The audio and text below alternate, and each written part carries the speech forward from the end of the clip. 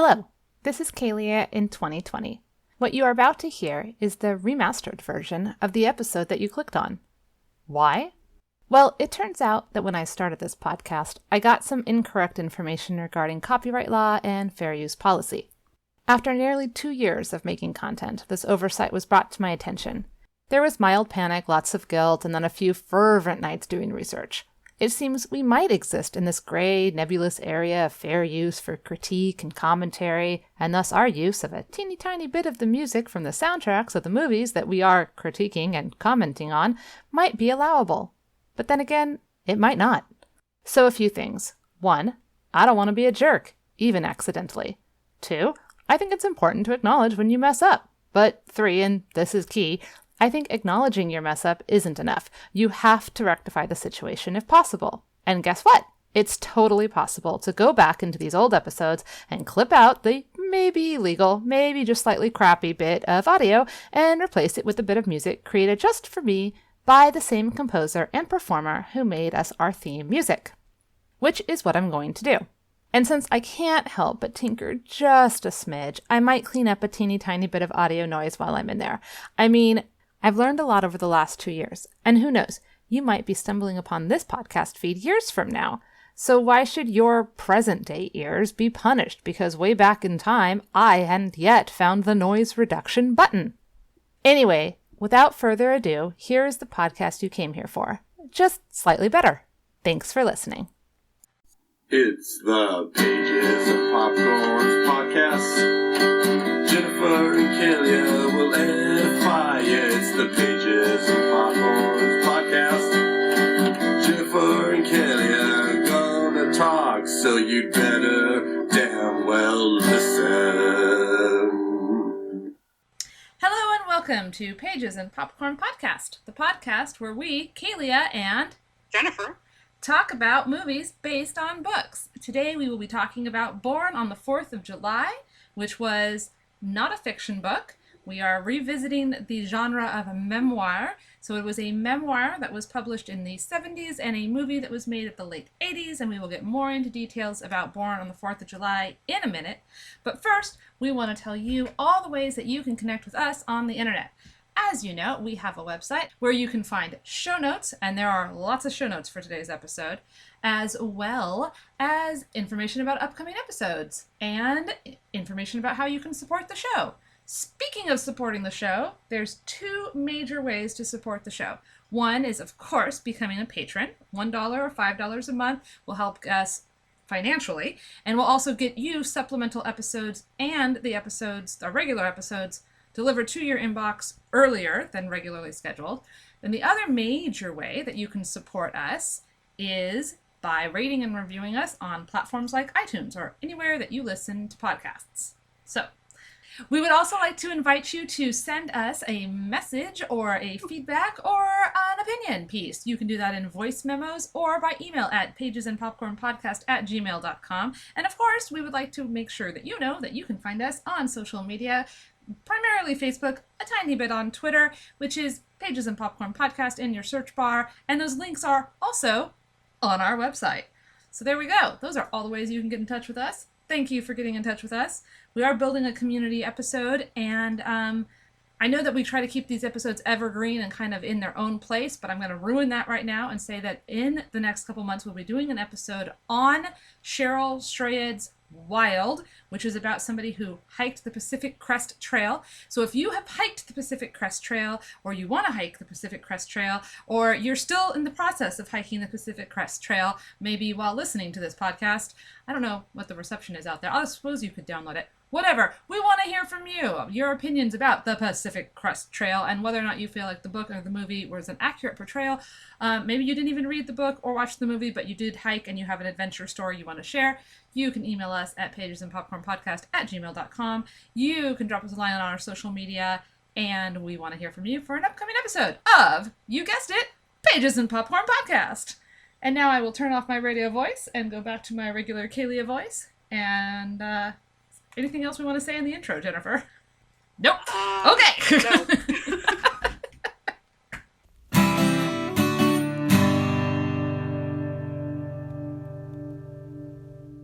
Born Born on the 4th of July, was published in 1976. It is the best-selling memoir of Ron Kovic, a paralyzed Vietnam War veteran who became an anti-war activist.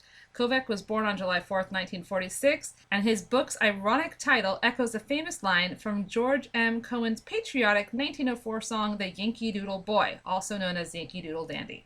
The book was adapted into the 1989 Academy Award-winning film by the same name, co-written by Oliver Stone and Ron Kovic, starring Tom Cruise. Here is the recap of the memoir. Ron Kovic grows up in a Leave It to Beaver, but earlier than that, sort of rose-tinted America, full of Boy Scouts playing baseball, running the neighborhood with his friends, suffering through high school, etc., with dreams of being like John Wayne and Mickey Mantle, someday being a Marine. He takes a lot of pride in his athletic ability and again really wants to be a hero. He enlists in the Marines at age 17, lives through a brutal boot camp, and then is shipped off to Vietnam, where he accidentally kills a fellow soldier, is part of an accidental massacre of children, and then in a firefight is shot and paralyzed from the chest down.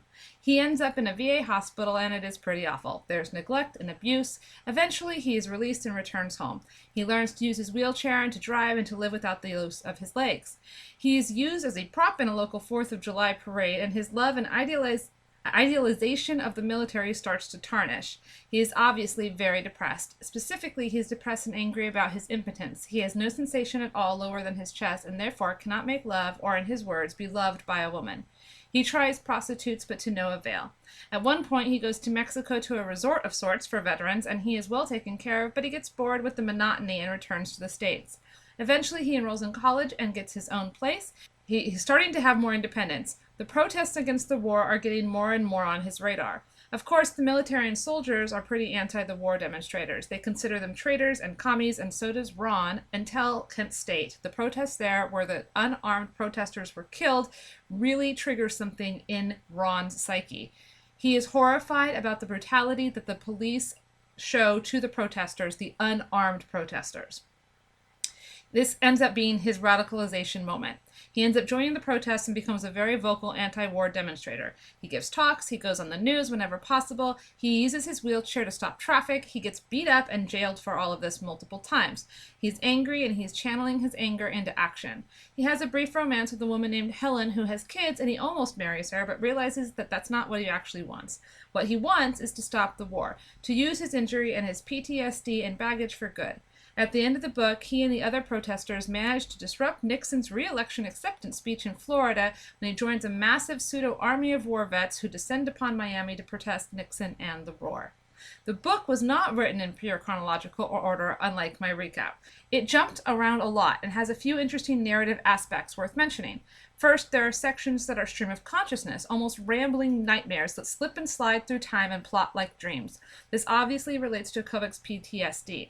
Also, the point of view changes from first to third. Specifically, when he is in the war and in the VA hospitals and dealing with the horrible aspects, it's in third person, which seems to be a way that Kovic uses to distance himself from the trauma. The climax of the book, interrupting Nixon in Florida, is followed by the actual flashbacks of the war, the death of the other soldier, the massacre, and the firefight where he is injured. These things had been hinted upon and referenced, but not flat out told until the very end. The final chapter of the book is a dream stream that is haunting and sad, and then there's a letter that his parents received extolling his virtues as an all-American boy with such deep love for his country and the military. The irony is heavy and thick.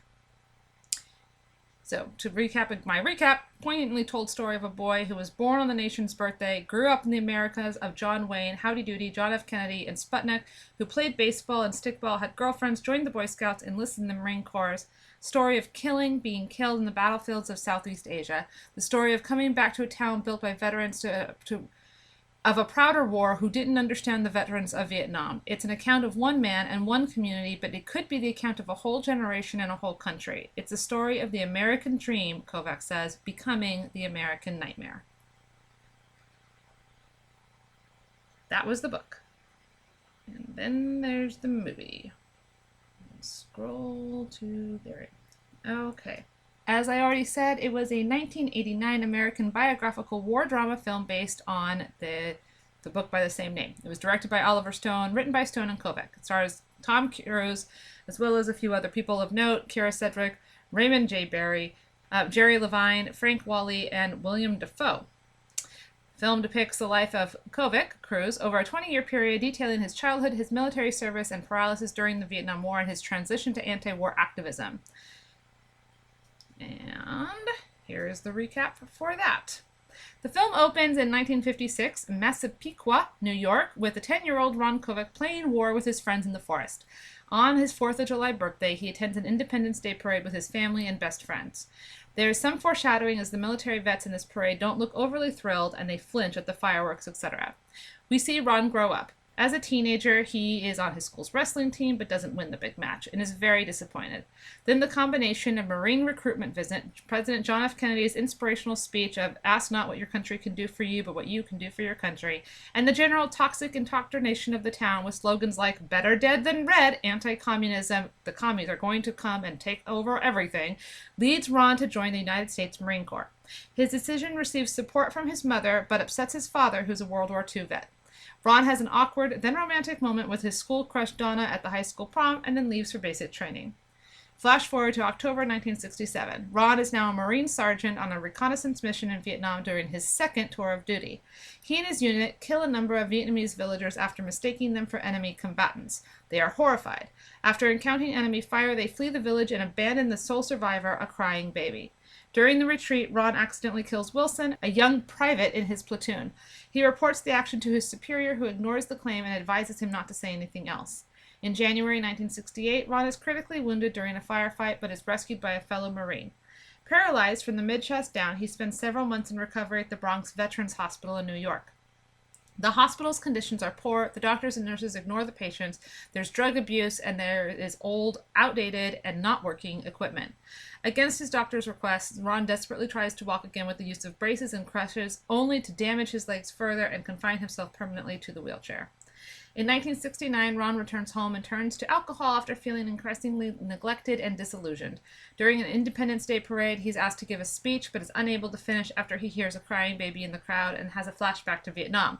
He also, while riding in the parade, flinches at the sounds of the firecrackers. Ron visits his friend Donna in Syracuse, New York, where the two reminisce. While attending a vigil for the victims of Kent State shootings, they are separated when Donna and the other protesters are taken away by police for demonstrating against the Vietnam War. In Massapequa, a drunken Ron has a heated argument with his mother, and his father decides to send him to Villa Dolce, the Sweet Villa, a Mexican haven for wounded Vietnam veterans. He has his first sexual encounter with the prostitute, whom he falls for until he sees her with another customer. He befriends Charlie, another paraplegic, and the two decide to travel to another village after getting kicked out of a bar.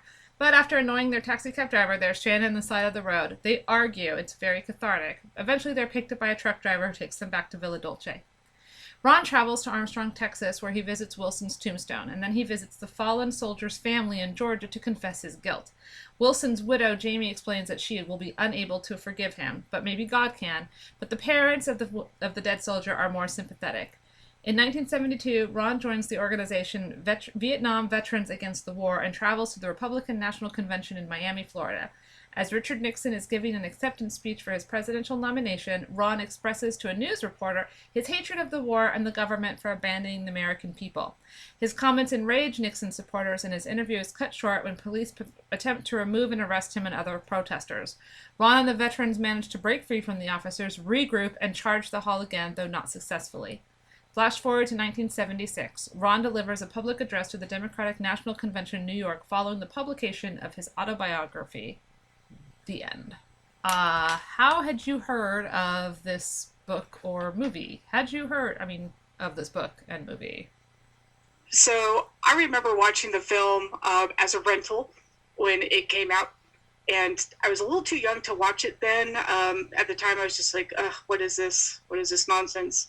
Watching it again as an adult, oh my, very different reception. As far as the book, I really didn't know that much about Ron Kovac, or that it was a book until we were looking at this podcast. And then, it is a book. Let's read it.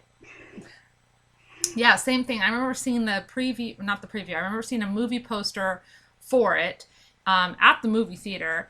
in probably 1989, 1990, going to see probably some family film because I was 8 or 9 years old around that time, and not really getting it. But I kind of knew who Tom Cruise was because I had seen Top Gun because my dad loves planes and Top Gun is fucking awesome. So we had seen Top Gun and I knew that Tom Cruise was from Top Gun, and my mom referenced Tom Cruise being, I think, Risky Business, and like she anyways, had explained the joy of the dancing in your underoos and your t-shirt, whatever, la la la. Anyways, so I knew who Tom Cruise was, but I hadn't really ever given this any thought. I had no idea that it was about the Vietnam War or a veteran. I just assumed it was some Tom Cruise being awesome pro-America stuff, until looking at lists of potential books and movies for this podcast. So if nothing else, this definitely put it more on my radar.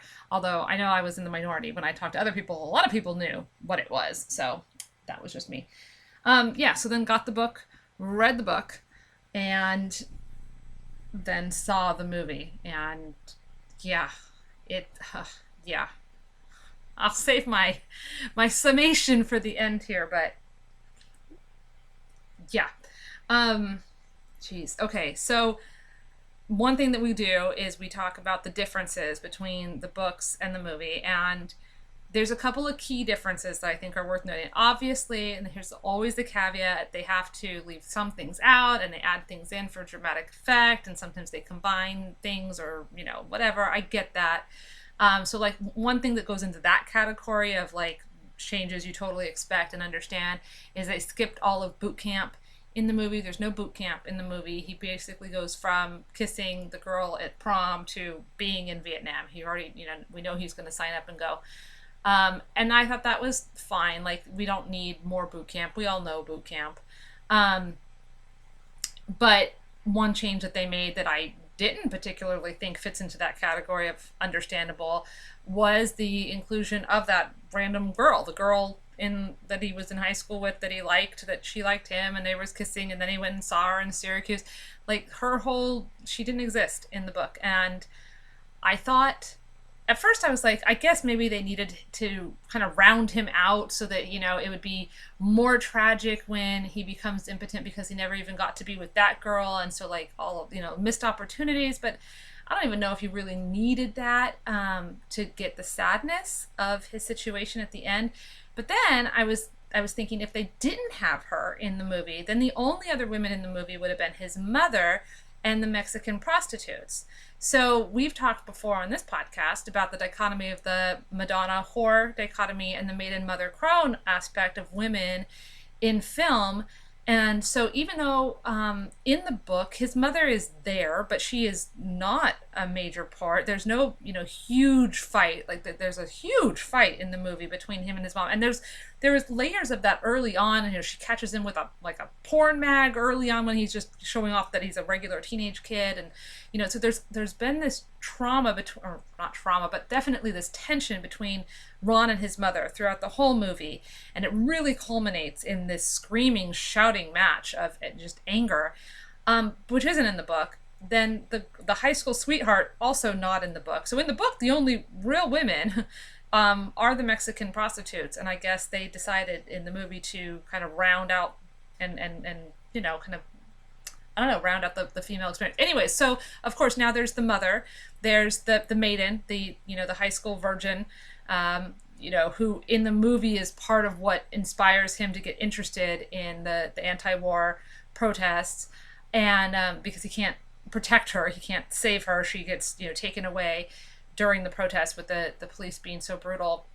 And then the Mexican prostitutes, which are the wise women, not crone in terms of age, but crone in terms of experience, but also the whore, so Madonna, mother, whore. So I just thought that was an interesting change. You have thoughts on that at all, or?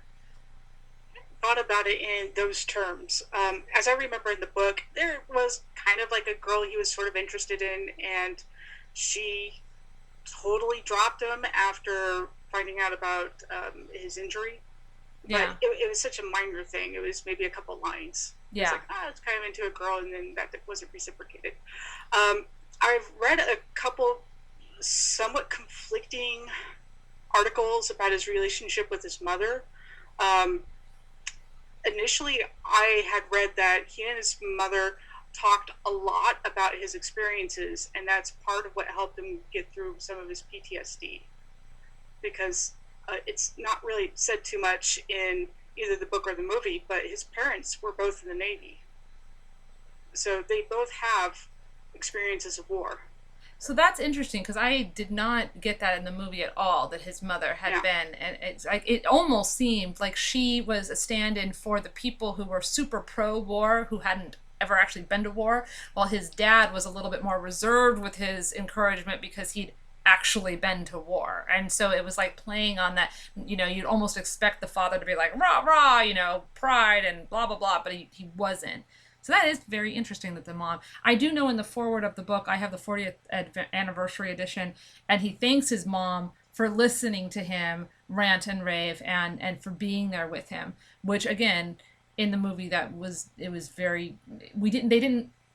never fixed their relationship. Nothing of that. There's no real relationship almost.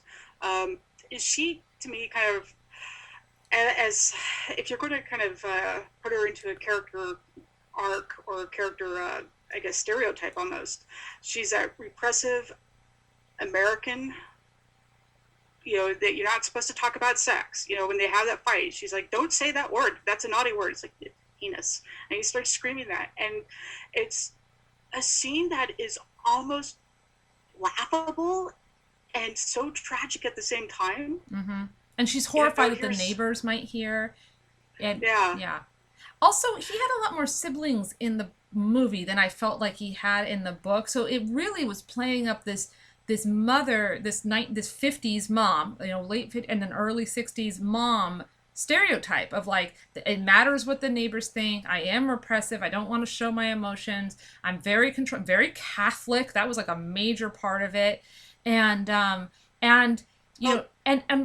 irony too, like she says to him when he's trying to become a wrestler, in high school, like, well, what matters is that you try the best. But then when he loses, she looks super disappointed and pissed at him that he lost, So in real life, he is one of 6 siblings. He's the second eldest. So it just didn't figure heavily in his book. No, it really didn't. It wasn't what it was. His childhood stuff in the book was about his childhood with his friends. It was much more about the guys on the street and playing stickball and going to the movies and this hero having a worship. Relationship with God was a big deal, and kind of, I thought this was well represented in the movie. It's this idea of a Leave It to Beaver 1950s style, everything's great about America idealization. Mm-hmm. And here's a fun little trivia thing. In the parade, the soldier in the wheelchair who flinches at the fireworks, that's Ron Kovic. Yeah, I read that too. That's pretty cool. I really liked the way that initial opening couple scenes were done. It's kind of saturated, the coloring, so it's not perfect and splashy. And there's this trumpet sound like in those opening scenes. It's like almost happy, but there's this element of melancholy. Like, something there's like this undercurrent of not good going on. Mm-hmm. Like almost the secret, hidden, unspoken negativity that was obviously very prevalent in the 50s and the early 60s, especially in these white suburban America. There is this awful negative undercurrent that was there. It's a very good showing of how foreshadowing works in movies. Mm-hmm. So my interpretation of that part of the book is that it was heavily idealized, but then it's also childhood. That's what you do as a child. The novel, this is kind of the biggest switch to me, is the novel is not told in sequence while the movie is. Right, and I referenced that in my recap. And there's the first person, third person, there's the stream of consciousness stuff, and then it's all over the place. And to have there be like the double climax at the end with absolutely not really any falling action. It's the climax. It's almost 2 parallel stories. It's like the story of Ron up until the trauma in Vietnam, and then the story of Ron post the trauma in Vietnam.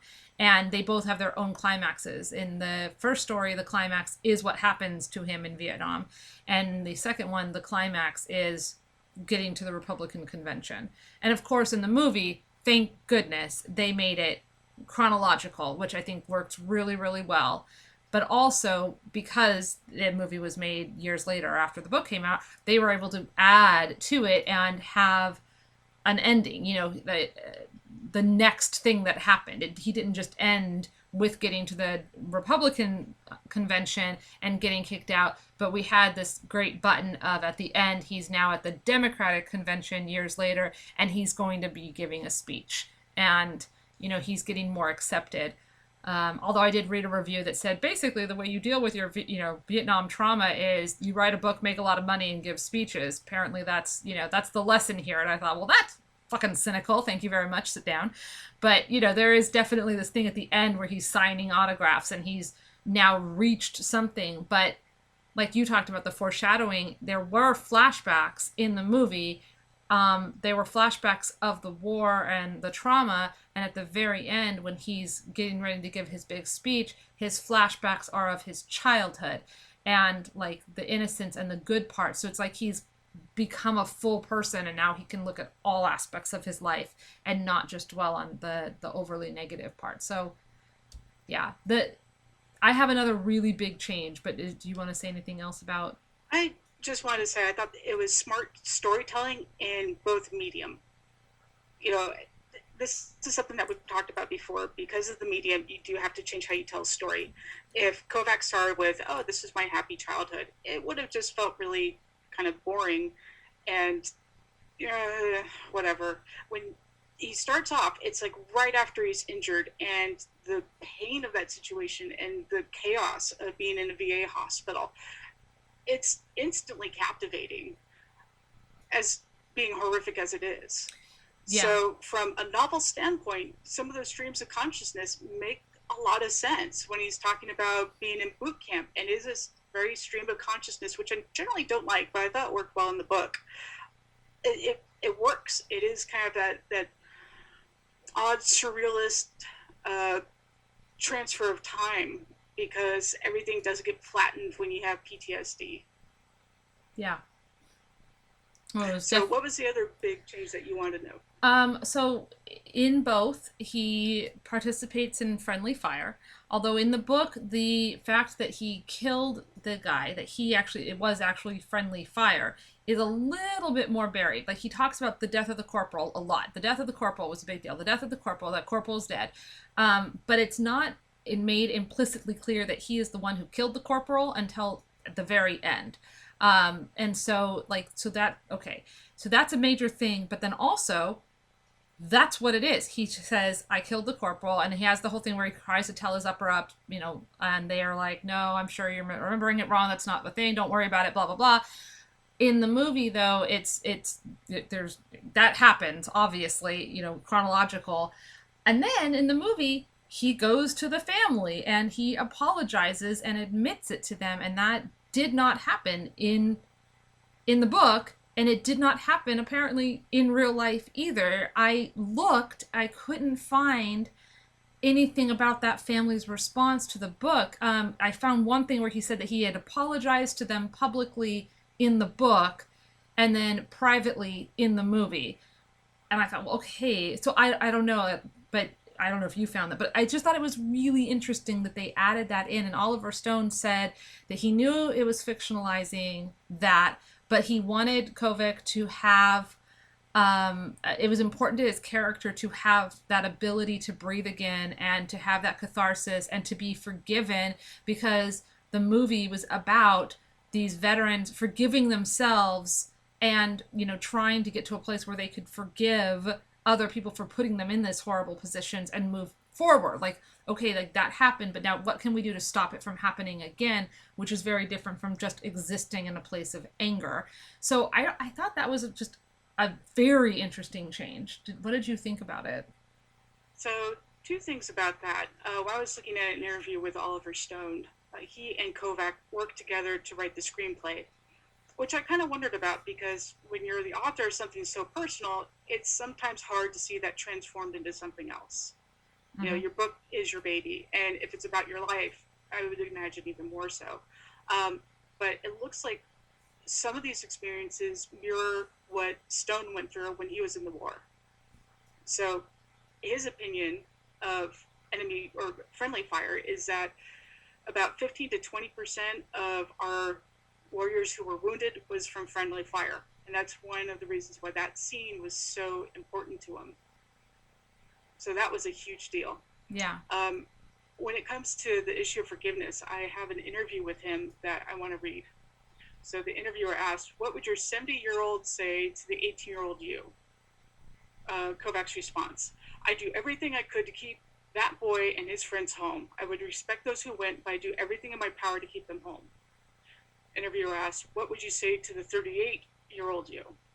Kovac, I'd tell him how proud I am for him for opposing the war. I'd remind him it's possible to love America and at the same time to criticize America. I'd tell him that he needs to forgive himself the way I needed to forgive myself because I took life out of this world. I pulled the trigger. Yep. So I can see where the movie would want to have a moment that does encapsulate that in some way. Yeah. And it was very moving. The mother of the dead soldier, you know, seeing Kovac as a victim himself, not just the person who killed her child. It was incredibly moving.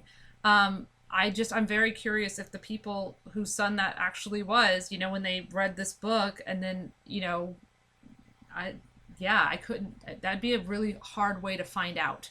And the corporal's not named in the book, which also probably is a thing. In the movie, he's Wilson, he's a private, like he has a couple of lines.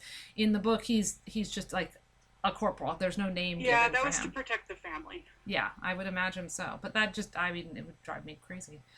Also, I guess but we got to reference it at some point. Melina, who is name checked as somebody who's one of the guys in Kovac's regimen, has come out in more recent years and said that scene of how he was injured and rescued, etc., did not play out that way. The Marines did not run away. There was this and that and the other thing. There was no black man in his regiment who could have picked him up and saved him. And there's a couple guys who are in that regiment who are very vocal that this is not how it happened, and they're kind of bitter about it. The guy Melina himself, it took him until the 2000 teens to come out and say anything about it, and part of that is because he spent 20 some odd years in federal prison, so he wasn't aware of the book or the movie. So, for drugs, I don't know. It's like there's a whole, and I'll link to it in our show notes, but there's like a controversy now. One of them is writing their own book, and like, you know, the interview like asked Kovac, and he's like, I haven't gotten anything from these guys. I don't know what you're talking about. And then they go back to Melina. He's like, here's a certified letter that I sent, and I can prove that he signed for this letter. And it's like, okay, like I don't know. So there's stuff, but regardless if they ran away or they ran back to get more ammunition and then came back, like he felt abandoned in that moment. So yeah, anyways, I thought that was just very interesting. And I wanted to I'll say this, like, if you ever talk to police officers, you're going to find this out, is whenever they try to get people's stories, everybody has a different story. Mm-hmm. I remember I had a job one time, and there was a potential theft. It was quite dramatic, and there was a camera on it. Before I saw the video, I had 5 different people tell me what happened, and I saw the video, and I was like, they're all kind of right, and they all got it a little bit wrong. Yeah. So at night when that happened, when he was shot, so I can imagine there's a lot of chaos. He's massively damaged. Well, and then also, like, first of all, then he's writing about it later, and he's writing about his memory, and he's writing from a place of anger. So, like, it's very easy to be like, they abandoned me, you know, because, like, he's already feeling very betrayed at this point after, like, going through this in the Veterans Hospital and all that stuff. But then also, you know how if you tell a lie and then you say it over and over and over and over, it like basically rewires your brain. Like, this is a psychological thing, and then you cannot differentiate. You get to a certain point and that has become the truth for you. You can't differentiate it from something else. So at this point, he's in his 70s and he's been telling the same story for 50 years, you know what I mean, 40 years. And so to have someone else be like, oh, that's not how it happened. It's like, well, okay, but at this point, And then I don't even know he's if also he's in a state of higher arousal. Yeah. And that was one of the things early on when there's the shooting of the village. You know, he's saying, "Fire at my command," and then some soldier heard fire and fired. Yeah. So there are these mix-ups all the time. That's why I don't want to disbelieve Kovac or say he's wrong, but it just could have been the chaos of the situation that does not lend itself well beyond the emotional narration of the event. For sure. Let's see here.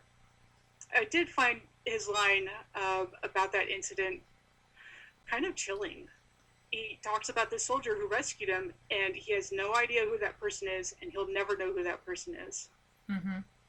And they did that again in the movie. They had a black serviceman pick him up and carry him, and then at the end, during the big Republican convention protesty fight, he was again picked up by a black man and kind of rescued away. So there was symmetry there as well. Although another big change in the book, he got radicalized much earlier and was very vocal and very much a part of these protests, and was getting regularly beat up and regularly arrested and all of this stuff. In the movie, it looks like he doesn't get radicalized until the very end, and then like the big Republican thing is like his debut protest, which is not true at all.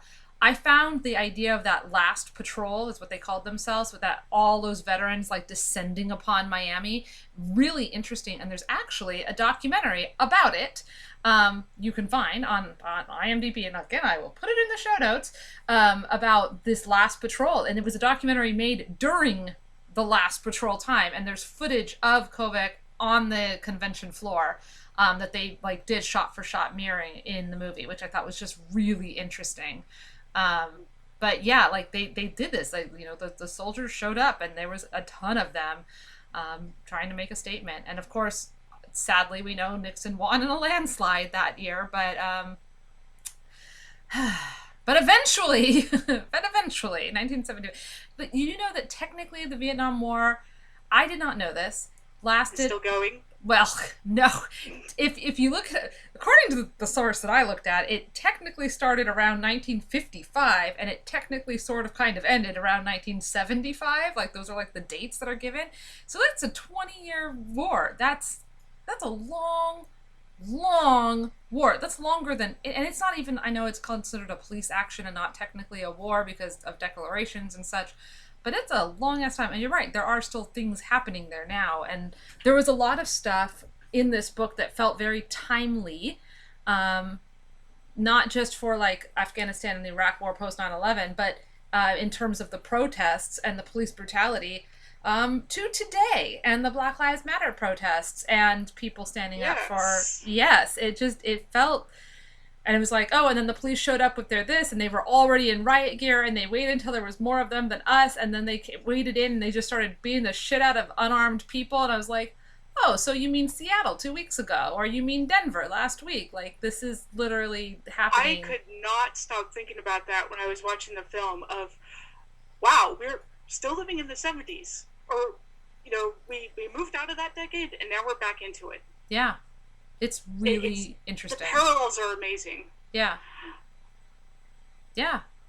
And like the people who were there, if you think about the teenagers of the 70s, right, are the boomers of today, if I'm doing my math right. But like you and I are the children of those people, and it's us and the generation right behind us who are out there protesting today. And I mean, obviously there's people from all age groups protesting, but predominantly it's the Gen X and the millennials and the Z, I guess, is that whatever, the zingers, I'll call them zingers because I can't think of what they're called, the millennials, then the zingers, and the Gen X people who are out there right now. And I just thought that was it's just fascinating. The whole thing was just really interesting, like how there's nothing really new under the sun again. Speaking of nothing new under the sun, at one point in the book, he talks about attending a protest in LA, and Donald Sutherland is reading from a book called Johnny Got Your Gun, and it really resonates with Kovac. And if I can jump in, there's some stuff about that scene I thought was really telling. Is one, Kovac is trying to deal with war fatigue, and so you'll have reporters going, "We're tired of listening to it. Your story isn't anything new." And then one reporter says, "Oh, I understand you. I read Johnny Got His Gun." Right. And I'm like, "Ah." Right. Well, yes. And what was interesting is that Johnny Got His Gun was a book that was written in the 30s and then made into a movie starring Donald Sutherland. So that's where that Donald Sutherland comes from. And the movie was made in the 70s about a book that was written in the 30s about the World War One. And so again, you have this repetitive thing, like there's nothing new under the sun. It's cyclical. It goes around and around and around. And I thought that was really interesting. And in fact, okay, so just a weird random tangent here. The movie wasn't highly acclaimed, like not a lot of people saw it, but then Metallica used parts of it in their music video for the song One, which is also about war. And eventually Metallica bought the rights to that movie so that they could continue to show it. And now the movie has a cult following because of Metallica. So, I mean, yay, Metallica. But I thought that was also, all of that linked, you know where, our show notes. So. Yeah, so there are two of the greatest anti-war books. Both make a brief appearance in the film. So Johnny Got His Gun is there when Tom Cruise is in the VA. And then later on, they have All Quiet on the Western Front, which is fantastic. I totally recommend reading it. It's one of those literary books. I was like, it's a literary book. It's going to be kind of dull. But no, it was incredible to read. And so I would... Probably because we won't do it for this podcast, because we've already done a bunch of stuff that's similar and etc. But I would also recommend the movie of All Quiet on the Western Front. I remember seeing it in high school and just becoming completely undone. There's a whole aspect about the parallelism structure of the innocence of somebody drawing a bird that happens twice, and then his death at the end is literally the last thing you see. Spoiler, he dies. Is him getting shot from standing up in the trench to get a better view of a bird, and he's trying to draw it, and he gets shot in the head and he dies in the dirt, and it is incredibly moving as another book to movie. That one, like this one, are movies that I'm glad that I saw, but I don't know if I have the stomach to watch again. So that's why I don't want to do it for the podcast, honestly. I just don't think I could do it again. Yeah, sorry to step on you there. No, not at all. I don't think you stepped on me. Oh, good. Ouch. Ouch. Go ahead. Speaking of steps, that whole year he was in the hospital after breaking his leg. In some ways, this book reminded me of The Jungle, and that novel, I think it's by Sinclair Lewis. Upton Sinclair. So The Jungle, written by Upton Sinclair, revolutionized the meat industry because he exposed how dirty it was. In this book, it was like, the VA is disgusting. And I don't think most Americans knew how bad it was. And it's been improved a great deal since then, but it's still highly problematic. Yes.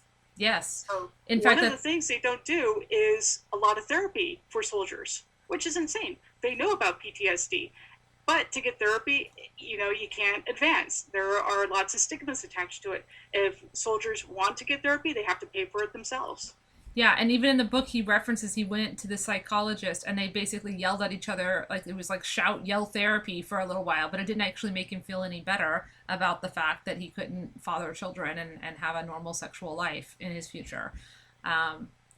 So, yeah, no, the depiction of the hospital was just awful and very, very graphic and gross and sad. And, like, even with this bouncy 70s music on it, which kind of was this weird juxtaposition as the men are all lined up, all getting group enemas, and washed off like slabs of meat, like cars in an assembly line. And the depiction of that in the book was really difficult to read, too. That it was like these inhumane treatment of human heroes, or humans who had done heroic things.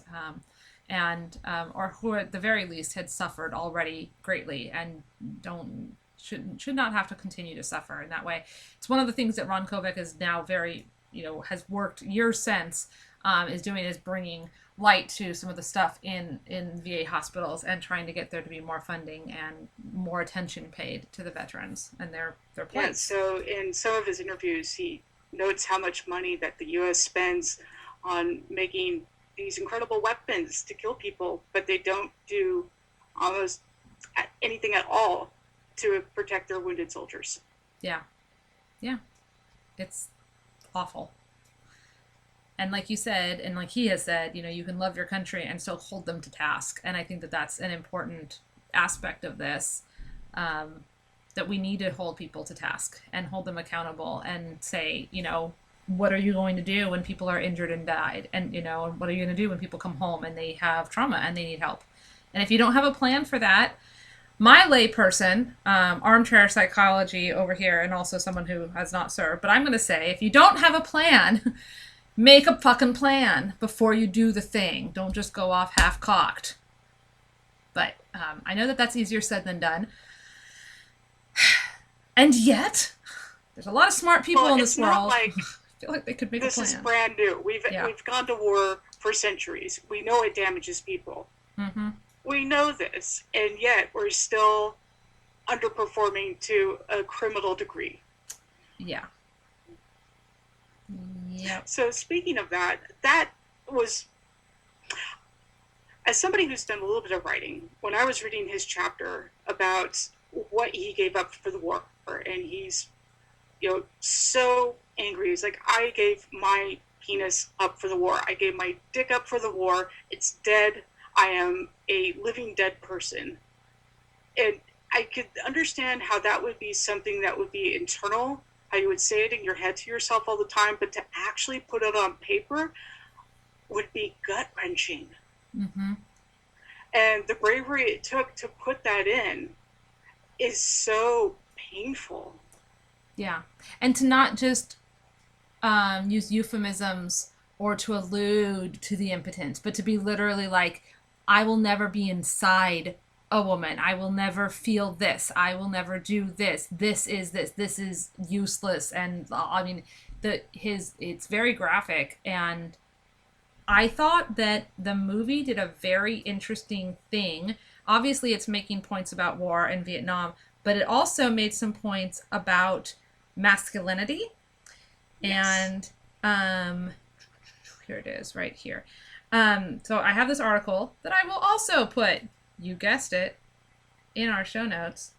And they're talking about how at the beginning of the movie, to be a real man is all about physicality, right? Running, jumping, moving, violence, the idea of winning, and the idea of impressing women, right? Those are like the main things that were shown very clearly, very early on. Like that's what real men are. And so, he's a wrestler. He's very athletic. And we don't have a boot camp scene, but we have his wrestling coach screaming, kill, kill, kill, and, fight for it. And are you a real man? And all this stuff. And then he doesn't win the wrestling match, and he is fucking devastated. Like he literally cries on the mat, and all the women in the stands are like, and they're looking away. They're all ashamed and embarrassed. Shame. Oh my fucking Christ! Right after this whole thing about being like, do your best. Anyways, okay, so like we have that. Right, and the boys playing war at the beginning, which in the woods with like the kid coming over the ridge, and you're dead. No, I'm not. As he's laying there in the dirt, and the kid's like, I killed you. You're dead. And he's like, no, I'm not. And he's still moving, but he's only moving the top part of him because the kid is sitting on him. Oh my God! Talk about foreshadowing. Like it's so well done. Anyways, but as the movie progresses, like he loses those 4 aspects of what becomes like would make him a man, like his physicality. Now he is paralyzed, his violence. He tries to start a bar fight and is completely unsuccessful. He gets beat up by cops and protesters, and he can't fight back. And then they stick him back in his wheelchair, and he doesn't have the stomach muscles to even hold himself in his wheelchair with his arms tied behind his back, and he keeps falling out of it. The impressing of women, like that's not a thing anymore. He's rejected by some of the prostitutes in the book, and then finally finds a few who will actually give him love and attention. In the movie, they did not have that. They had some other paraplegic paraplegic, who was being mocked by a prostitute for his inability Charlie. to keep it up. Yes, Charlie, the William Dafoe character. But you have this idea, like all these aspects of what make and winning. He's not winning. He's not winning at anything now. You know, this 55-hour card game, nobody's winning. You know, these guys stuck in Mexico doing nothing. They're not winning. They can't get into the convention. They get a few in and they get kicked out. They try to retake it. They don't do it. Nixon fucking wins, you know, in a landslide. Like all of that stuff is being taken away from him. And so what does it really mean to be a man? And it doesn't really come around at the end in a way that I kind of wish it did, you know. I know from reading that Ron Kovac did have a long-term relationship with a woman named Connie, who's also in a wheelchair and has written her own books. But, you know, we don't see that in the movie. We don't see him choosing peace over violence because he's still protesting using the language of violence, you know, ramming things and pushing things and knocking things.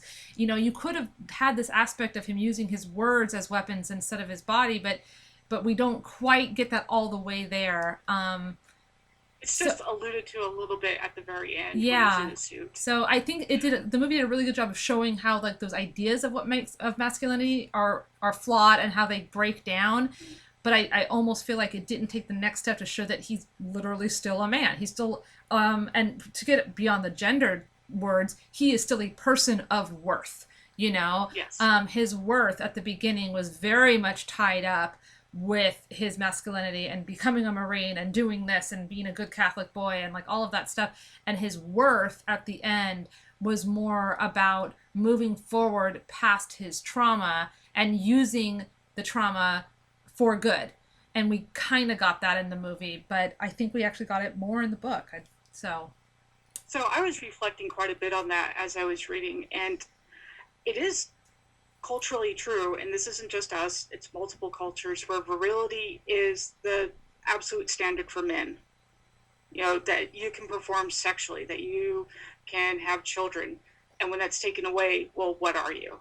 And this had me thinking about trans individuals who have to undergo these kind of very painful sort of self-reflections and what it does it mean to be an identity and to always want what's not going to be easy to get.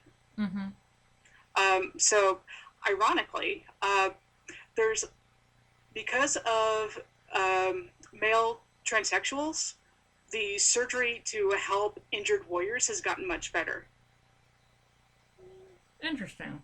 Yeah, because there are a lot of devices that are designed to trigger kind of the pelvic region. You know, they're designed to go up like 2.5 to 3 feet and do damage. So this was something in one of Mary Roach's books. I believe it's in Gulp, where she talks about this. Because of the progress that trans men have made and pushed for in the medical community, this is helping U.S. soldiers quite a bit nowadays. Interesting. Huh. Yeah, but just kind of that idea of, you know, we really should redefine masculinity to not have this be this toxic thing. And it's not bad to want to be sexual. It's not bad to want to have children, but that shouldn't be your only measure. And that's why I liked what you said, that you're a person of worth. Your worth doesn't go away. Mm-hmm. Mm-hmm. And I think as a society, we have started to make some strides in that area, at least in my echo chamber, for women. Because there's a lot of women who are choosing to not have children, who are saying, I'm still worthy, I still have value. And I think that, you know, when we started with the birth control ideas in you know, women taking autonomy over their body, like it gets into that. It's a choice. Having children can be a choice, and you're not any less of a woman if you don't have a child. Although there is definitely still parts of the population who don't agree with me on that.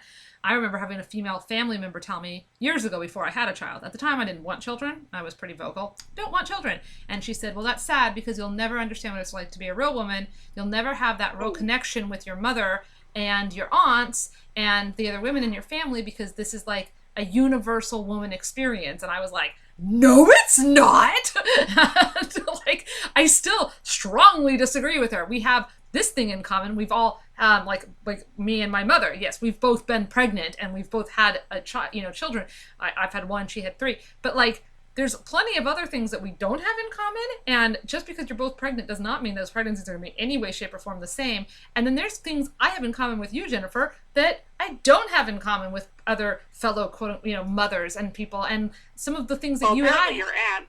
well, you and I have things in common that are in some ways more important than the shared experience of 9 months of hell. I'm sorry, that's how I refer to my pregnancy. So just kidding. Well, no. You're more than a walking uterus. I am more than a walking uterus. I also have a vagina. Congratulations. Thank you. Anyways, okay, back to yes.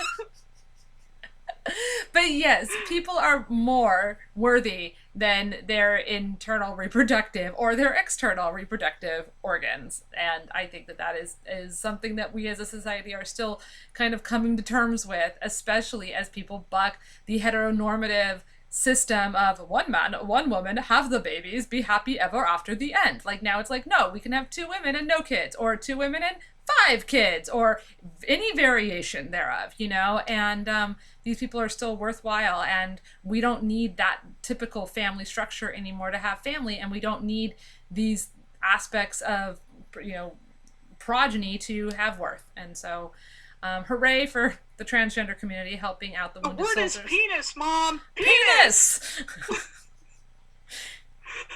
I'm sorry to refer to that, but it was making me laugh at the same time. I was just like, God damn it, that is so painful. It reminds me a lot of World War II literature where soldiers would come back and they want to talk about these experiences because it's killing them on the inside.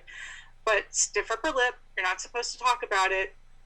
And that's led to so much damage. Wasn't that The Sun Also Rises?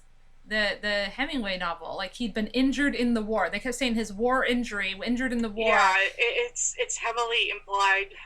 But we couldn't actually say it. Yeah. Well, it's like Hills Like White Elephants. It's really about abortion. It's really obviously about abortion. They just never say abortion. Yeah, yeah.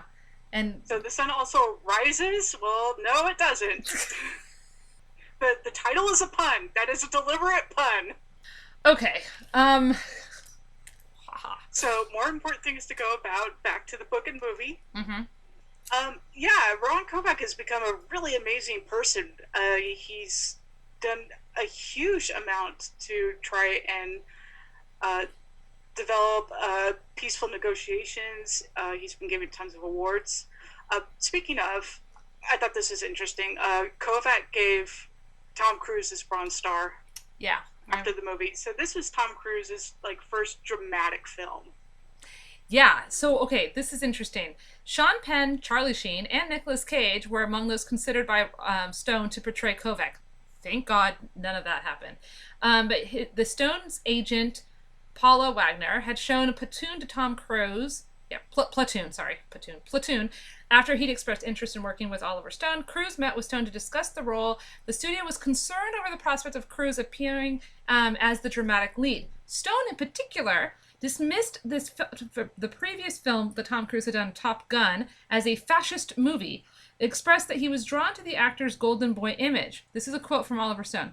I saw this kid who has everything, and I wondered what would happen if tragedy strikes, if fortune denies him. I thought it was an interesting proposition. What would happen to Tom Cruise if something goes wrong? Kovac was also initially wary of Cruise's casting, but relented when the actor visited him in his home in New York. Cruise spent 1 year preparing for the role. He visited several veterans' hospitals, read various books on the Vietnam War, and practiced riding in a wheelchair. At one point, during pre-production, Stone suggested that Cruise be injected with a chemical drug that would render him paralyzed for 2 days. The director believed that the drug would help him realistically portray the difficulties of being a paraplegic. Cruise was down for this, but the insurance company said no. They couldn't find anything that they knew wouldn't cause permanent damage. Permanent damage, yeah. Anyways, so yeah, and then he gave Cruise his Bronze Star. And during film production, he did stay in his wheelchair as much as possible. Method acting, yeah. Yep. Yeah, so he did a really, really good job in this. He's freaking amazing in this movie. So I know he's got some personal things that are a little funky, but as an actor, if you're just going to judge him as an actor, he is a really, really good actor. Tom Cruise is an amazing actor with a weird religion. Sure. I mean, there are a lot of really good actors who have weird religions. His weird religion is just a little bit weirder than most. It's like culturally understood to be weird in a way that other religions aren't, skating very close to the line right here. All religions are weird, I'm just going to say. Sorry, that's my opinion. These opinions expressed right here are just mine. All of religions are weird. Some are just weirder because they are more different than the ones we grew up with, and therefore we consider some of them to be more normal and mainstream. But when you get down to it, they're all a little weird, and his is a little weird, and also a little bit of a pyramid scheme, so that adds to the weirdness. La la la. Tom Cruise is a freaking amazing actor with some weird stuff in his personal life. But his weird stuff in his... on July 3rd. Yes, and he was born on July 3rd. I thought that was really cool. I will say that his weird personal life stuff isn't like about him going on anti-Semitic rants, cough, cough, Mel Gibson, or, you know, inappropriate sexual contact with people, cough, cough, Kevin Spacey. So, like, I'm fine. Tom Cruise can have his weird-ass religion. Like, okay. In any case, back to other stuff. Tom Cruise is cool. This movie was cool. It's one of the three of Oliver Stone's trilogy of... So Apocalypse Now, this was the second one, and the third one is Heaven and Earth. No, it's Platoon. Platoon is his first one. Oh, you're right. It is Platoon. A note, Heaven and Earth, I think, is the least known of these trilogies. And if you do want to watch it, understand that it has some very brutal scenes, but personally speaking, I thought it was the best out of the three. Oh, so I hadn't even heard of it. It's from the perspective of a woman in Vietnam who marries a U.S. soldier and comes to live in America. Yikes. Okay, so that sounds very interesting. The brutal scenes part is a turn off for me. I will tell you, in for all honesty here, I closed my eyes during this movie, Born on the 4th of July, when they went in after they had shot up the village that didn't have any rifles, and then they went in, and as soon as they walked in, and I knew what they were going to see because I'd read the book, and so thankfully I was watching with my partner, and I said, I'm going to close my eyes now. Please tell me when it is safe to open my eyes because I don't need to see dismembered body parts and blood and gore. I don't need it. The sound of the baby crying was enough to make me sob. So yes, I cried then. I cried when he tried to give his speech at the parade and because he couldn't because of the baby. I cried when the veterans got kicked out of the Republican group, and then they basically rallied, and then they went back, and he was giving orders, kind of like this parallel back to him being a sergeant. And it's futile, but they just like went back to fight. I cried then, and I fucking sobbed when his dad hugged him when he came back and he's in his wheelchair, and his dad is like, I've done these changes for the house, and then his dad just kind of like trails off and is so overcome with emotion and just leans over to hug Tom Cruise. I cried a lot, and that his dad was the real man, you know. Definitely could show his emotions, was a hardworking man. They talked about that both in the book and the movie, you know, and had made this I wish that we could have seen the ramp better, because in the book that was a big deal that his dad had made this special ramp for him. And it's sad. So when it came to the scene at the convention, I read that scene maybe 3 times when I was going through the book, just because it has so many parallels to what's going on right now. Mm-hmm. And you know, in the movie, it's very quick and confused.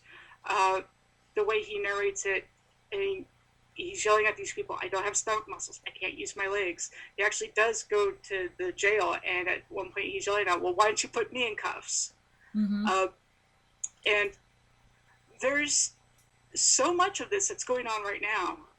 It's astounding. Yeah. And the level of betrayals that you get, you know, when you have these people going, oh, you're a traitor, you're a traitor. And it doesn't matter what side he's on. It doesn't matter if he's pro-military. Because when he has people saying, you killed babies. You're a horrible person. We don't support the war. When he's anti-war, you have all these people at the Republican National Convention going, you're a traitor. You're a commie. How dare you do this? Mm-hmm. And spitting on him. There's no winning for him. Mm-hmm. And to have to redefine what winning means. Mm-hmm. Yep. Yeah, for sure. And that kind of vitriol we definitely see nowadays, where if you're not on my side, you're on the bad side. And I mean, I'm biased. I think that there's one political party that's a lot more evil than the other, and what I think. But there is a lot of vitriol. Yeah, goddamn the Green Party. Yeah. The Green Party, they ruin everything. Yeah, totally. That's exactly what I meant. But there is a lot of vitriol and a lot of us versus them, and an inability to see the humanity of the other side. And that's horrible, troublesome, and leads to demagogues and just bad shit, man. The world is full of some bad shit. And like we said, this book could have been written now, because it is now. It is now. So one of the things I wish I had seen more in the book was his transformation from becoming, this very, to him, pro-America, to understanding that you can criticize America and love your country, to leave behind the love it or leave it and embrace a new philosophy.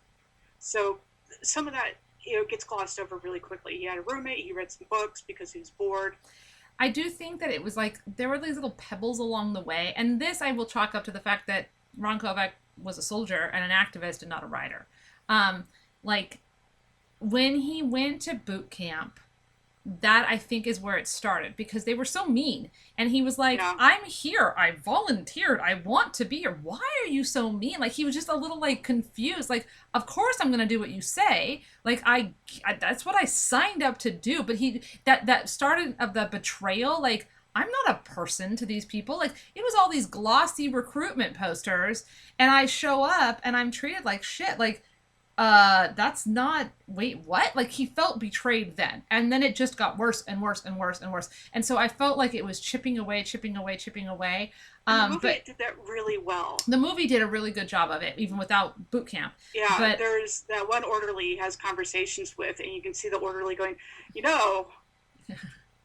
white soldier, dude, I understand that, you've had this, but you don't know what it's like. You don't know what's going on over here. You don't know the whole story. Well, and it's like, oh, I'm so glad you are like have woken up to what's going on. Like, some of us have been aware of it for a long time, is basically, the orderly saying, like, we haven't, whatever. And that's also very precious. But that's how, like, it's good when you become radicalized, or when you become more sympathetic towards political causes or whatever, and then you start to realize that it goes beyond just your experience and other people, and that, like, oh yeah, it's sometimes depressing to read about all of these things in the news, and you just wish you could turn the news off and blah blah blah. I'm a white lady with a lot of white lady privilege, and I can just turn the news off. But if I was a black lady, I wouldn't have my white lady privilege, and that would be my, like, forever life, and I would never be able to take a break from that. And so once you've realized that, you can't unrealize it, but it definitely informs how you look at the world. And so I'm with you. I think the movie did a better job of, like, showing that gradual thing. It just didn't have his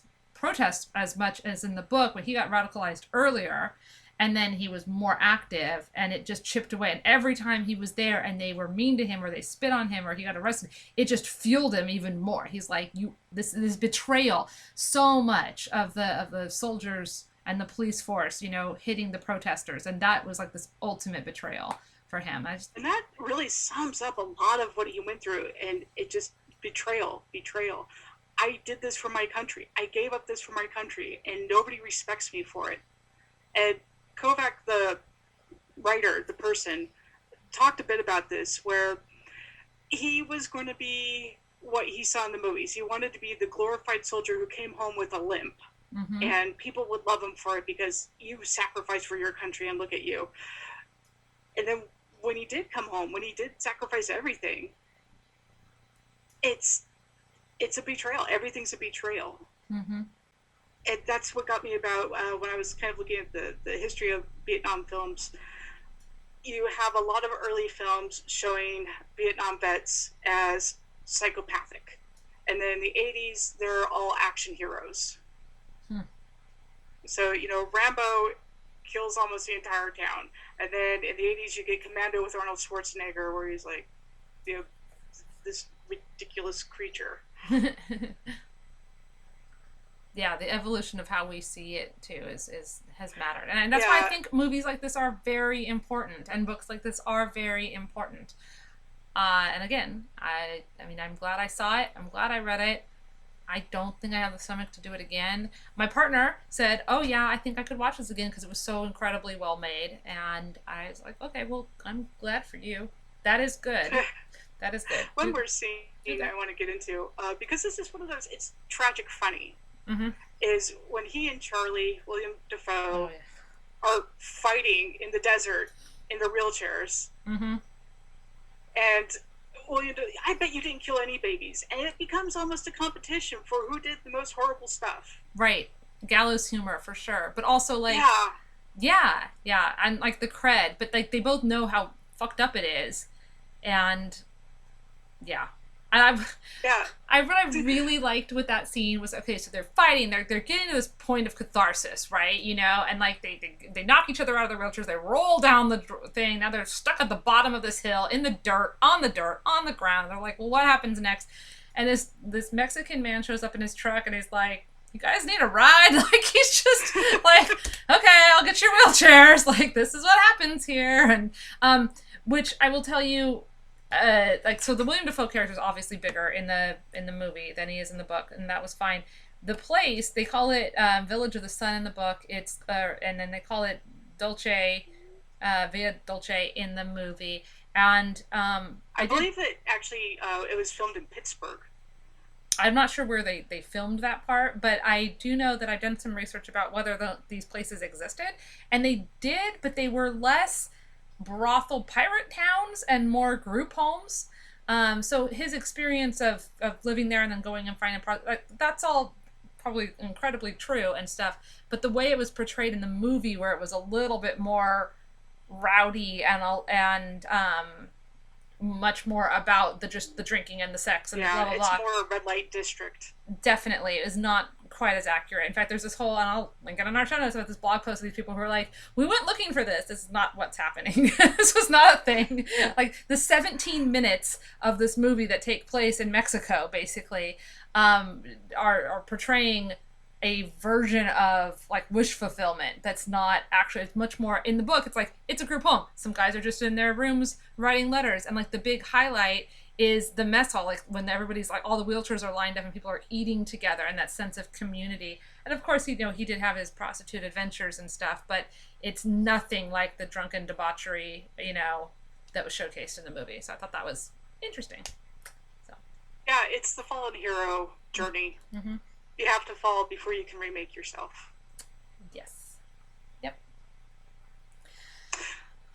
So I think very heavy, but we recommend it, I think. Yeah, I think so. Yeah, worth our time. Yes. And it probably would hold up to a subsequent viewing. I just personally won't put myself in that position. Yeah, and it's extremely timely in a way that I wouldn't have expected. Surprisingly timely. When it comes to war, when it comes to protest, when it comes to the turmoil of the country, it's the same thing.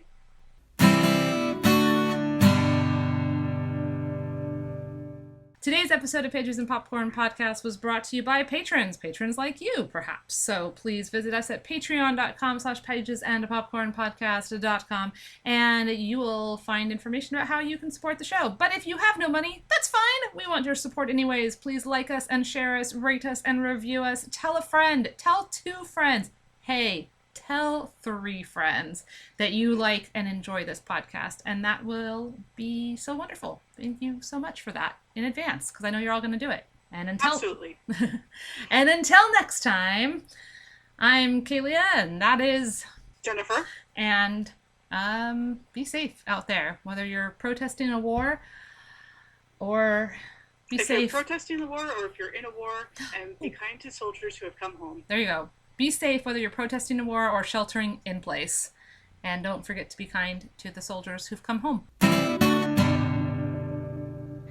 But I already sang it earlier before I turned the microphone on, so none of you guys get to hear it. But enough of Oh, my... I'm sure we can kind of persuade you. I'm a Yankee Doodle dandy, Yankee Doodle do or die. A real life nephew of my Uncle Sam, born on the 4th of July. I have a Yankee Doodle sweetheart, she's my Yankee Doodle joy. A Yankee Doodle went to London just to ride the ponies. I am that Yankee Doodle boy.